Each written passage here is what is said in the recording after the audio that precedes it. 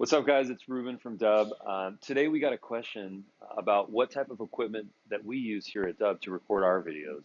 And we actually really keep it simple because our philosophy is document, don't record, and be shooting and be sharing stuff as frequently as you possibly can. So I'm going to just give you a little bit of insight as to what we use.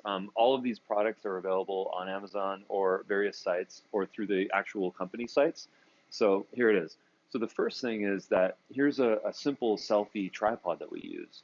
And this is from Blitz Wolf. And the cool thing about this is that it can hold the phone here, but it also can function as a tripod. So there's just an opener right here that allows you to stand up the tripod like this, and then you can hold your mobile device right there. So the cool thing about this, of course, is that you can use it as a selfie stick, but then you can also use it as a tripod. Additionally, you can also use it as a stabilizer. So if you're doing walk and talk shots, you can be moving the tripod like this. So it's pretty cool. The other cool feature about this is that it does have a trigger switch.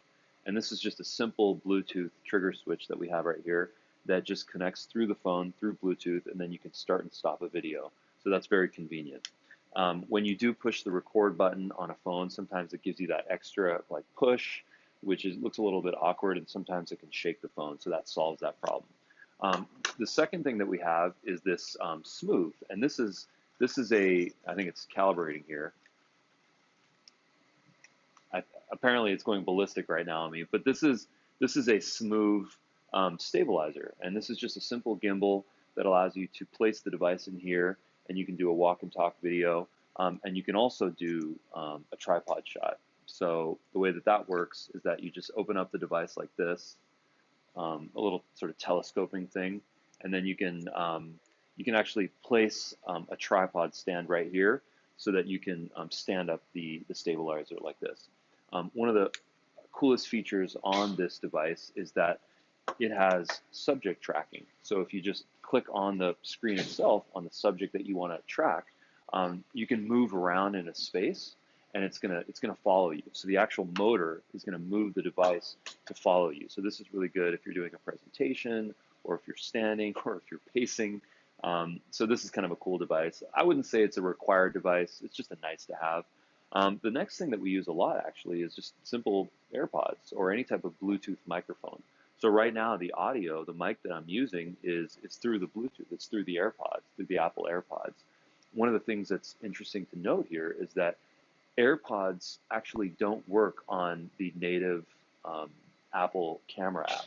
It doesn't work. So if you see videos on LinkedIn or on YouTube and the person is wearing AirPods, they either don't know that the native camera app is not recording with this microphone, or they're using a third-party camera app like what we're doing right now, which is called Filmic Pro. So it's a $15 app in the App Store.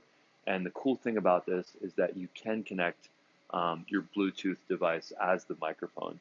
I think the reason why Apple doesn't do that is because there's a lot of feedback that you get when you use your AirPods as the microphone. So I think that's my theory. I could be wrong, but in this app, we just have to turn the volume all the way down, and then we can use the AirPods. So once again, that's called the Filmic Pro. The other thing that we really enjoy using is the new GoPro, and this is like the 4K GoPro, which has the screen on the back. So this is really cool because you can do quick and dirty videos. One of the things that our filmmaker that we work with always says is that, his name is Shannon, what he tells us is that this is a very wide angle. So sometimes that's good if you want to get a really wide angle shot. Of course, it's really good for action photography, action video, but sometimes it's not great if you just want to do like a tight, intimate shot on a subject.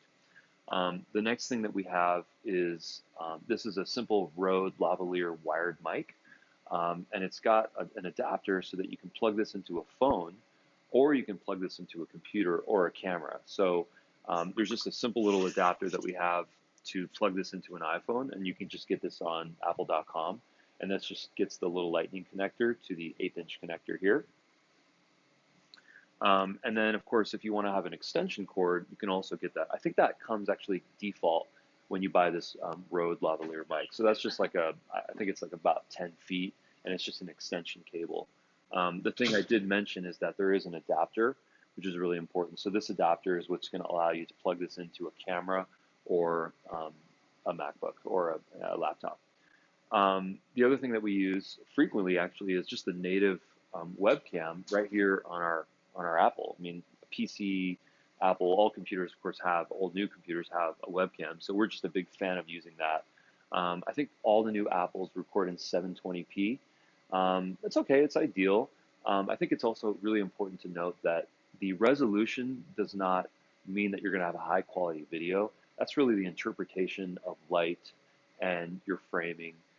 So the webcams are just okay. I actually recommend using an iPhone on a tripod to record selfie videos. It's just going to look better.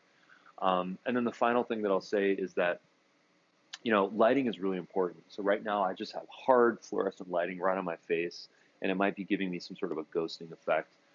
We actually recommend using some simple, they call them selfie lights, and that's just a little light that you can snap onto your phone. We are not using that right now. There's also some USB lights that actually plug into the laptop, and that just gives you a little bit of illumination on your face and just kind of softens the subject. We also recommend that. So I think the most important thing here, though, is to always be documenting what you're doing and sharing your best ideas, and not necessarily worrying about producing, because it does take a lot of time and it does take a lot of money, and that really makes the frequency of your video sharing much less, of course. So keep sharing your best ideas. We'd love to get your feedback. Keep dubbing it, guys. Thanks.